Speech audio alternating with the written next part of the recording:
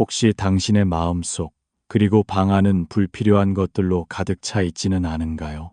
아, 풍요로워졌다고 착각하며 온갖 물건에 둘러싸이고 온갖 감정에 휘둘리며 복잡한 인간관계에 지쳐 정작 부자유스러워지고 많은 분들. 지금 세상에는 그런 분들이 너무나도 많답니다. 오늘은 그렇게 얽매인 당신을 자유롭게 해줄 아주 소중한 이야기를 해드릴게요. 물건도, 나쁜 감정도, 불필요한 인간관계도, 모든 것에 통하는 삶의 지혜. 그것은 바로 미련 없이 버리는 것입니다. 먼저 눈에 보이는 것들에 대해 이야기하고 싶군요. 우리 주위에는 물건이 넘쳐나지만 그 하나하나가 실은 당신의 마음을 터잡매는 쇠사슬이 되고 있다는 사실을 알고 계셨나요? 물건을 소유한다는 것은 곧 마음의 족쇄를 채우는 것과 같답니다. 물건을 하나 손에 넣으면 거기에 또 하나의 업기 생겨나는 법. 무언가를 원한다는 것 자체가 이미 집착인데 그것을 손에 넣고 나면 잃고 싶지 않다는 감당하기 힘든 집착이 달라붙게 되지요. 그래서 물건을 갖지 않은 사람일수록 마음이 자유롭고 가벼울 수 있는 것이랍니다. 예스님들은 입는 옷 외에 가진 사유재산이라고는 작은 목함 하나에 들어갈 만큼만 가졌다고 해요. 상상이 가시나요? 그 안에는 자신의 바리떼와 칫솔, 수건 한 장이 전부였지요. 바디 타월 같은 거창한 것은 없었답니다.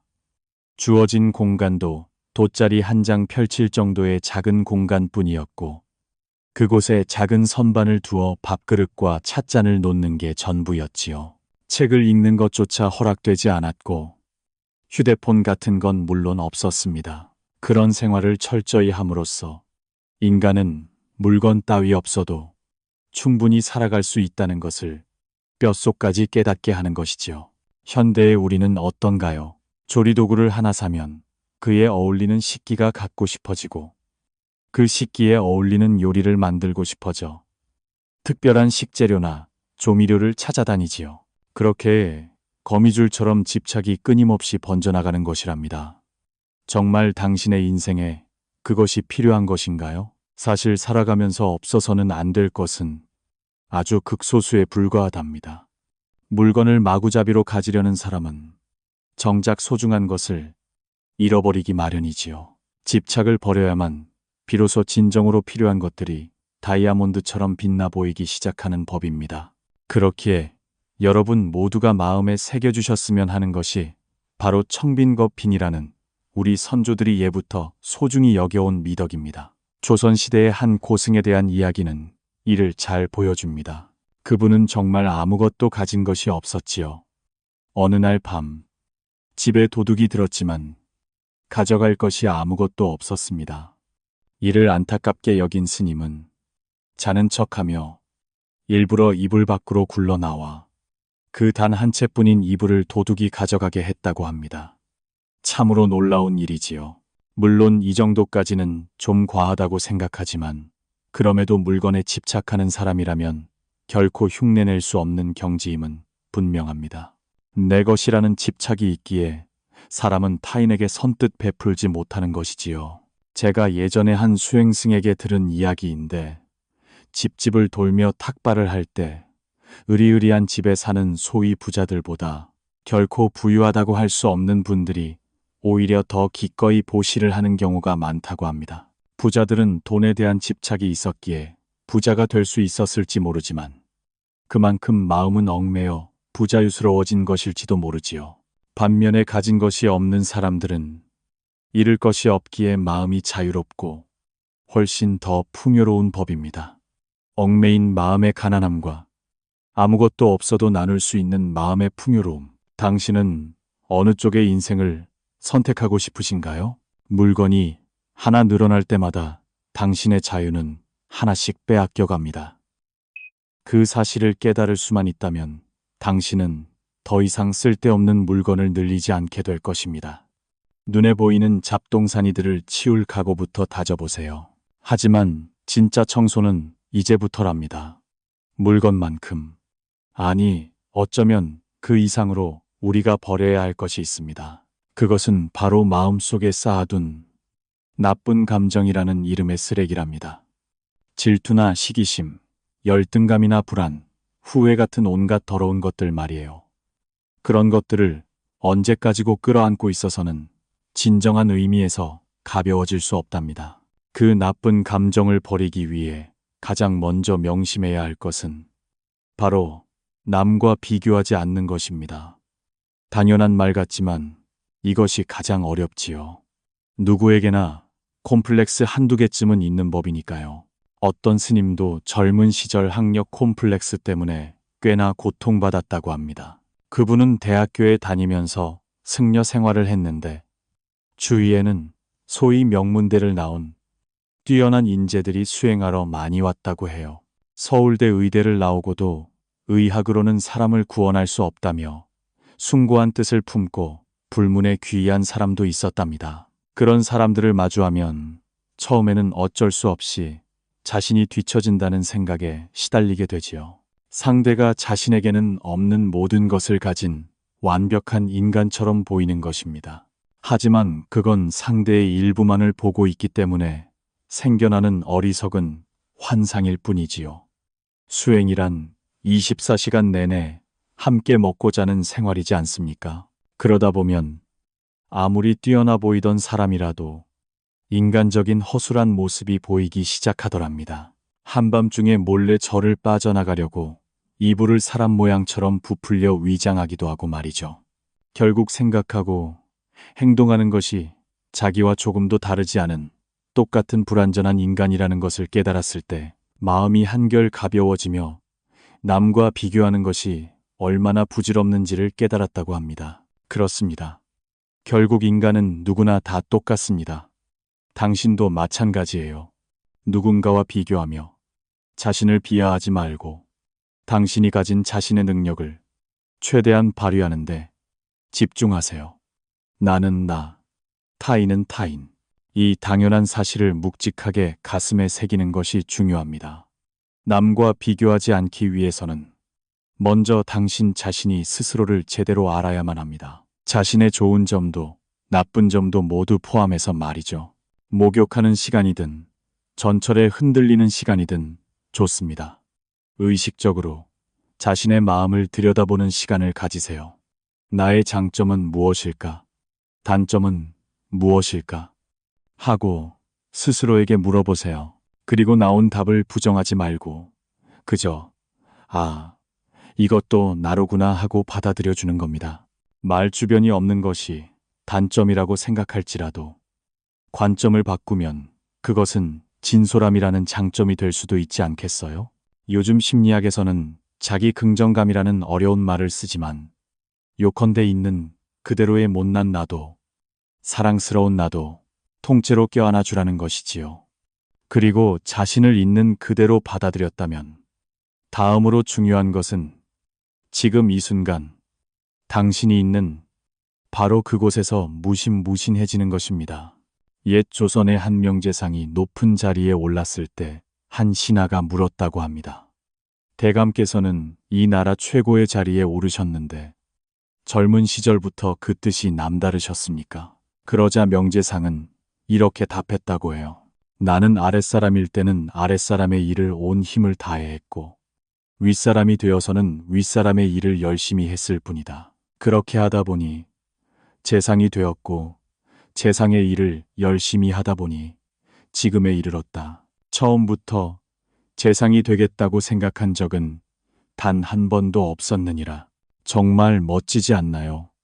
저는 항상 이렇게 생각합니다. 어떤 장소에 있든 어떤 위치에 있든 자신이 주체가 되어 매 순간을 열심히 살아낸다면 그곳이 바로 진실의 세계가 되는 것이라고요. 외부의 평가에 신경 쓰거나 타인과 비교하지 말고 그저 묵묵히 지금 당신이 할 수 있는 일에 집중하세요. 그러면 결과는 나중에 저절로 따라오기 마련이니까요. 하지만 지금을 살라는 말을 들어도 도저히 미래가 불안해서 어쩔 줄 모르는 분도 계시겠지요. 막연한 불안감에 마음이 잠식당하는 기분, 저도 아주 잘 압니다. 하지만 잘 생각해 보세요. 미래란 사실, 그 누구도 알 수 없는 것이랍니다. 알 수도 없는 것에 두려워하며 소중한 지금을 낭비해서야 되겠어요? 저는 미래에 대해서는 그다지 마음을 쓰지 않으려고 합니다. 과거는 이미 바꿀 수 없고 미래에 무슨 일이 일어날지는 아무도 알 수 없지요. 우리에게 주어진 것은 오직 지금이라는 이 순간뿐입니다. 과거를 후회하며 시간을 보내거나 아직 오지도 않은 미래를 걱정하는 것은 인생이라는 귀중한 시간을 시궁창에 버리는 것과 같은 일이랍니다. 인생이란 사실 괴로운 일이 더 많은 법입니다. 석가모니께서도 삶은 고통쿠이라고 말씀하셨지요. 살아가는 것 자체가 본래 고통이라는 것입니다. 하지만 그 고통 속에서 어떻게 하면 행복을 찾을 수 있을까? 그것을 궁리해낼 수 있는 것이 바로 인간이라는 존재의 멋진 점이 아닐까요? 예전에 제가 만났던 한 유명한 예술가가 이렇게 말했습니다. 세상은 아름다운데 우리가 미처 깨닫지 못할 뿐입니다. 저도 그렇게 생각합니다. 세상은 아름답습니다. 이토록 아름다운 세상을 맛볼 수 있다는 것은 참으로 행복한 일이지요. 제가 소중히 여기는 생각 중 하나는 매일매일이 좋은 날이라는 것입니다. 맑은 날도, 비 오는 날도, 그 어떤 하루라도 그 하루하루가 둘도 없이 소중하고 멋진 날이라는 뜻이지요. 그리고 또 하나, 아무 일 없이 무사히 보낸다는 것이 얼마나 귀중한 일인가 하는 생각도 소중히 여깁니다. 아무 일 없이 그저 오늘 하루를 무사히 살아냈다는 것, 그 자체가 얼마나 행복하고 존귀한 일인지 깨닫는 것이지요. 우리는 행복이라고 하면 무언가 큰 성공이나 부를 탱기 쉽지만 진정한 행복은 그런 평범한 일상의 무사함 속에 있답니다. 그 사실을 결코 잊어서는 안 됩니다. 물건도 마음속의 나쁜 감정도 정리하고 나면 마지막으로 남는 것이 바로 인간관계라는 가장 까다롭고도 뿌리 깊은 집착입니다. 저는 인간관계란 적당함이 가장 중요하다고 생각합니다. 대충 하라는 뜻의 적당함이 아니에요. 조울 호허, 자를 붙여 말할 수 있는 좋은 적당함이지요. 목욕물 온도도 42도가 딱 좋은 사람이 있는가 하면 너무 뜨겁다고 느끼는 사람도 있지 않습니까? 그와 마찬가지로 사람 사이의 관계에도 당신에게 맞는 적정 온도, 즉 편안한 거리가 있을 겁니다. 그것을 스스로 파악하고 무리 없는 관계를 맺어가는 것이 중요하답니다. 요즘 소셜미디어라고 하지요. 친구 수를 경쟁하거나 좋아요 수를 신경 쓴다고들 합니다. 어째서 그런 어리석은 행동을 하는 것일까요? 마음 한구석에 친구가 많아야 훌륭한 사람으로 보일 것이라는, 친구가 적으면 결함 있는 인간으로 보일 것이라는 쓸데없는 불안감에 사로잡혀 있기 때문이겠지요. 이제 남과 비교하는 것은 그만두세요. 당신에게는 당신에게 맞는 교우 관계의 깊이와 넓이가 있는 법입니다. 그것을 안다면 더 이상 단순한 숫자에 휘둘리는 일은 없어질 것입니다. 더불어 당신이 사귀어야 할 사람은 진정한 의미에서 당신에게 플러스가 되는 사람입니다. 그저 표면적인 교제가 편한 사람이 아니라 때로는 귀에 거슬리는 말, 하기 힘든 말을 당신을 생각해서 해주는 사람이야말로 당신 인생의 보물입니다. 성격이 맞지 않아도 괜찮습니다. 일적인 면에서 존경할 수 있다거나 이 사람의 이런 생각은 본받을 만하다거나 단 일부라도 좋으니 당신을 성장시켜주는 사람과 어울리세요. 그리고 어떤 곳에 있든 자신이 인생의 주역이라는 자부심을 가지세요. 연극에는 주연도 있고 조연도 있지만 연극을 완성시킨다는 목적에서 보면 그곳에 우열이란 있을 수 없겠지요. 당신 또한 당신의 인생이라는 무대 위 명백한 주인공입니다. 그 자부심을 갖고 자립하세요. 다만 그 당신의 인생은 결코 당신 혼자서는 완성될 수 없다는 사실 또한 잊지 말아야 합니다. 물건도, 감정도, 그리고 인간관계도 모든 것은 집착이라는 하나의 뿌리로 연결되어 있습니다. 그것을 하나씩 놓아버림으로써 당신의 인생은 더욱 단순하게 그리고 더욱 풍요로워질 것입니다. 진정한 행복은 바깥 세상을 아무리 찾아 헤매도 발견할 수 없습니다. 왜냐하면 행복은 당신의 마음속에서만 피어나는 단 한 송이의 꽃과 같으니까요.